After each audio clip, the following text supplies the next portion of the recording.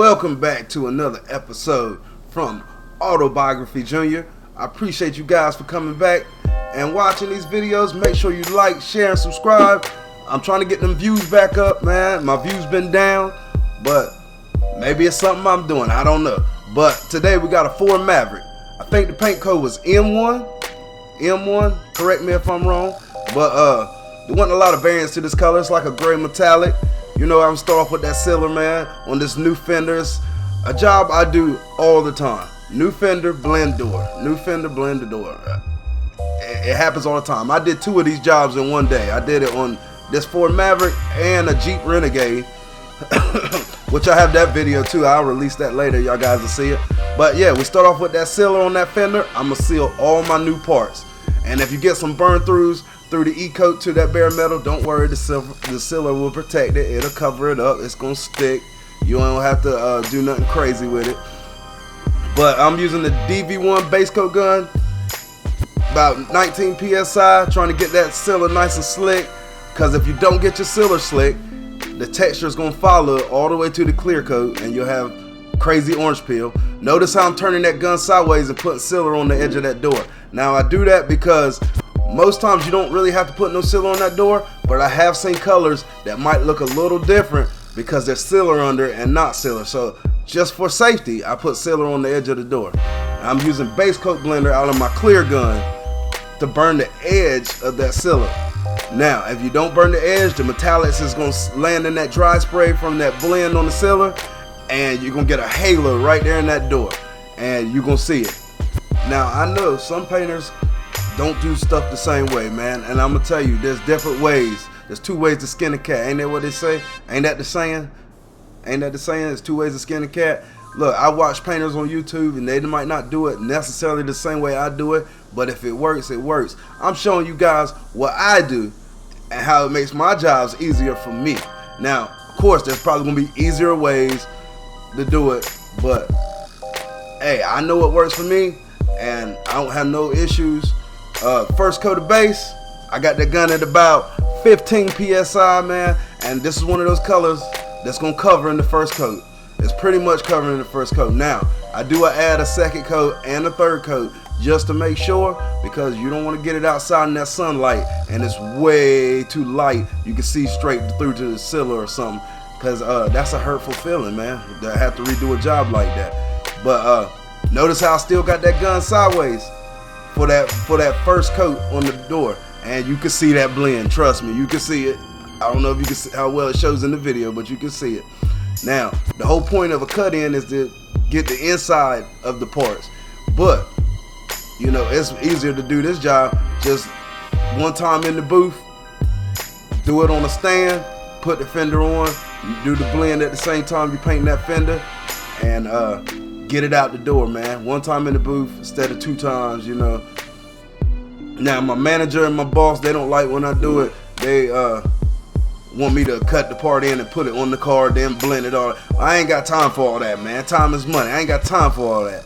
But so I do it how I want to do it, and it comes out right. So they don't really complain too much. Everybody got paid. Everybody got paid, so everybody's happy.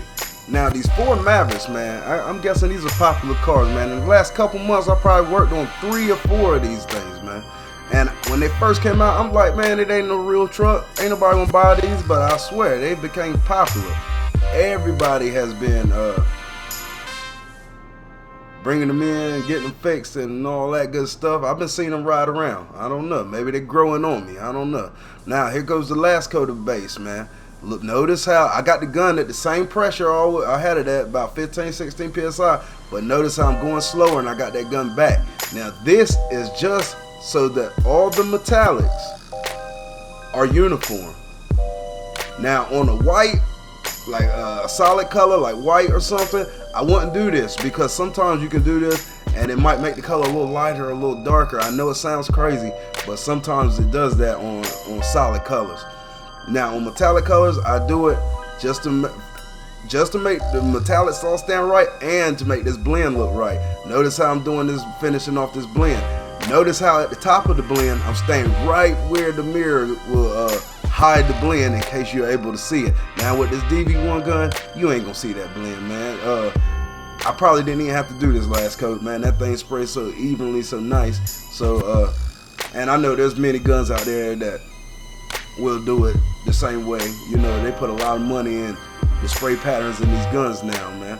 Now, first coat of clear, the objective is to get a close coat so that second coat of clear you can lay on nice, right? So you want a close coat. Now, you don't want too much orange peel because, like I said, that second coat is going to follow that first coat. So don't put it on too heavy because it'll run. And I don't know if y'all guys have ever seen it, but sometimes when that first coat of clear runs, it could drag some metallics. Now that's just a redo, bro. You gonna see it. Like, you definitely gonna see it. It can drag the metallics. I've gotten runs and it didn't do it, but I've gotten runs and I've seen it do it. Mainly to somebody else, but I have seen it and it looks horrible. That's definitely a repaint. Make sure you hit all the edges on this new fender, man. You don't want it rubbing no paint off later or something. Make sure you get all the edges. They all need to be covered with that clear coat so they protect it from the weather. You know how it is. But same thing with the fender. Don't go on too heavy on that first coat. The second coat is where you're gonna really lay it on now. Now, flash times are very important, man. A job like this, I'm gonna be honest, I'm using fast clear and it's about 90 degrees outside, so it's drying pretty quick. I still gave it 10 minutes to flash just because I know I'm going real heavy with that second coat. Just, you know, and you don't want no runs, but you don't want it to flash too much now. Don't wait an hour or nothing, but you know, use between 10 and 20 minutes. You probably good. If you're using slow clear, I'll say about 15 minutes. Fast clear, really with fast clear, if I'm really in a rush, man, I'll let it flash for 5 minutes and go in there and smash that second coat. Now, if it ain't dry enough, it's gonna cause it to run because the coats are gonna melt together and just run, or it'll solvent pop or have a lot of dieback.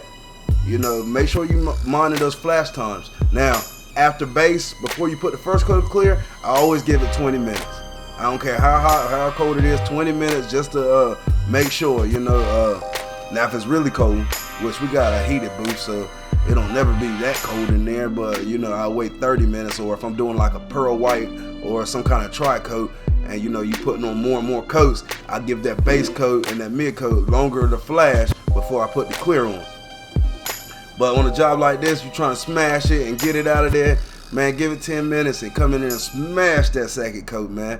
You guys can do it, I'm telling you. Just smash that second coat, bro. But still be mindful, because you'll know if it's about to run or not. A lot of times before, if your gun is spraying right, you can watch it go on.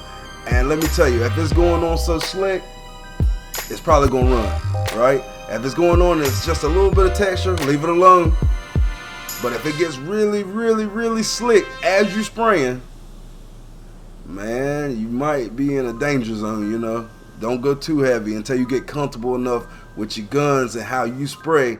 Then you know where your point is, your point. But runs ain't the end of the world. You can always wet sand and buff them out. I'll show you guys that one day. I gotta wait till I get a job where I get a lot of runs so I can show you guys. But that's all I got for you on this one, man. I don't even got a video of it outside, but trust me, it matched the hood good, it matched the fender. The insurance company is not gonna pay you to blend the hood and the bumper just for putting on a new fender. I know it said you're supposed to, and it'll look better if you do, but they won't pay you to do it, so I ain't doing it for free. And that's all I got for you, man. I'll see you guys on the next one. Make sure you like, share, subscribe, and let's get this thing to about, I don't know, 50 likes. I appreciate it, man.